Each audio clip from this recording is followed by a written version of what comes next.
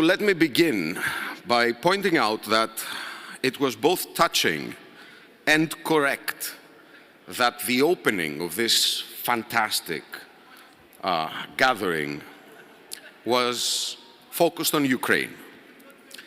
Every conservative should be moved by the bravery of Ukraine and of the Ukrainian man and woman who took up arms to fight for home, family, fatherland, and freedom, values that have been pushed aside during those last decades. It began with the Frankfurt School, then we went through the whole deconstruction, postmodern thing.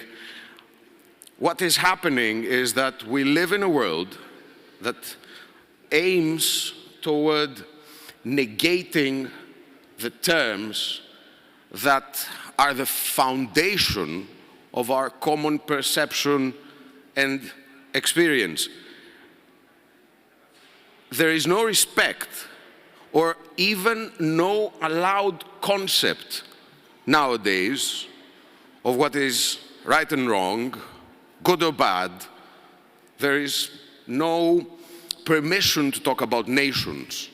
There is no permission to talk about genders. So we all stand with Ukraine because it reintroduces what is right. As simple as that. Right, both in a political analysis manner, but also in the correctness manner. I am possibly the only conservative member of parliament in Greece. I have been ousted by the New Democracy, which has become New Social Democracy, EPP party, because I'm too much of an anti-communist. At the same time, a black sheep and a lone wolf, so to speak, and definitely the only MP to have ever mentioned Edmund Burke in the Greek parliament. Edmund Burke, himself a British member of parliament, Irish in descent but very British in his identity, known for his prophetic polemic against that hideous historical instance called the French Revolution, had beforehand been pro-American against his own country's interests, saying that the American revolutionaries are right and us conservatives should judge and act based on principles, not circumstances. This is a great heritage for us. So as good a thing as it is that we now all stand with Ukraine, in all honesty, Europe and the West have been strengthening and empowering illiberal, totalitarian, thug regimes for decades and continue to do so today. We should take a note on that. Russia, the most hideous dictatorship the world has ever seen, because of technology available today, the People's Republic of China. Also, Middle Eastern states have been empowered by Europe, by the West, in a non-deniable manner. And it is particular member states that take the lead in acquitting totalitarian regimes, then of course pointing the finger to Hungary or Poland. Unfortunately, I'm referring to Germany, the EU's biggest trading partner with both Russia and Turkey. Turkey, ladies and gentlemen, my good friends, is the elephant in the room now. Turkey is a totalitarian, revisionist, quasi-Islamic, therefore illiberal regime, whose president, the biggest motorcade of them all those days in Brussels, around 40 cars, double the size of the US president's motorcade, apparently showing a person very much afraid. remains in power with the exact same ways that the Russian president has done for decades. And Turkey, a specialist in ethnic cleansing, I wish to be reminded that the Holocaust, I wish you to be reminded that the Holocaust had what we call a great rehearsal. It was the Armenian, Assyrian, and Greek genocide organized, logistic-wise, by the German allies of the then Ottoman Empire, is now a country that has invaded, occupies, and colonizes a sovereign EU member state. If we are to talk, discuss about, if we are to mention even EU, European sovereignty, we must ask ourselves, are we prepared to be sovereign? So I'm afraid that Ukraine was not the first massive and organized invasion or war on European soil or in a European state since the Second World War, and I do regret to say that this is something that has also been said by the Greek Prime Minister. Why do we negate our culture? Why do we hate our origins? Why do we despise our traditions? I really don't get it. Anyway, that was a parenthesis. Turkey has invaded during the last decade both Iraq, Syria. It has been involved in a proxy war against mercenaries from Russia in Libya.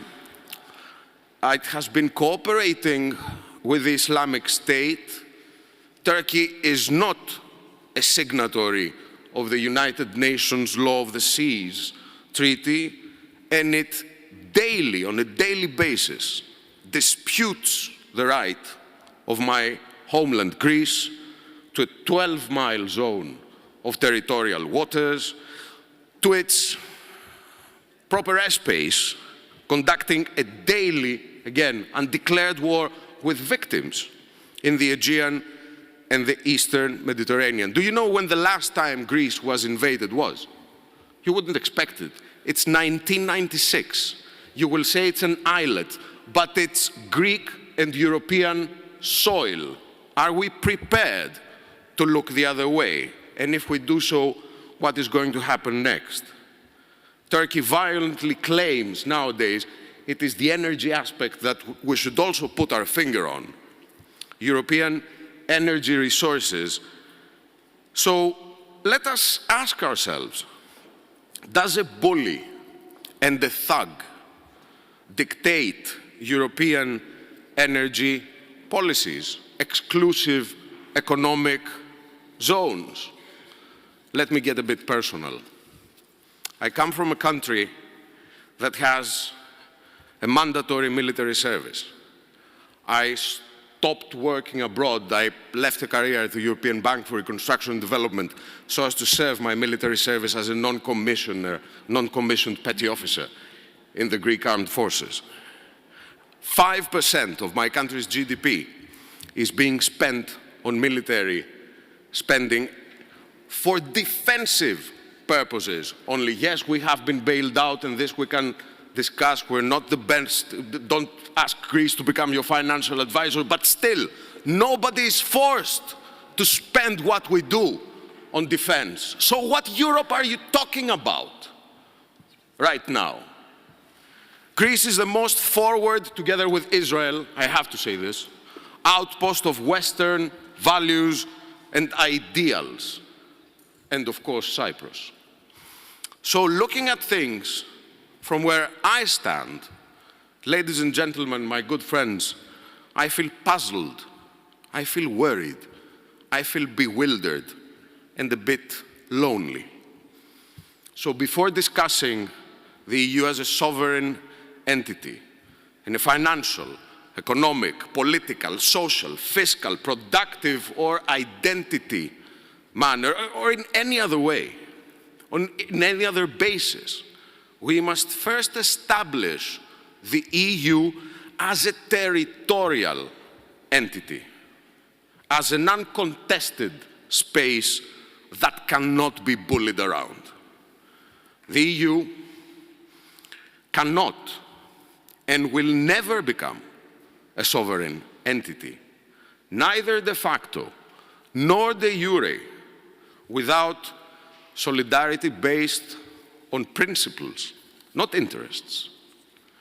Margaret Thatcher once said that fear cannot be the basis for foreign policy. And she has also said that you do not achieve anything without trouble ever. So let us trouble ourselves then. If necessary, let us get in trouble in defense of truth, justice, principles, institutions, traditions, and identity. This comes first, before any other discussion. Let us most literally stand our ground, because that is what conservatives do. Thank you so much.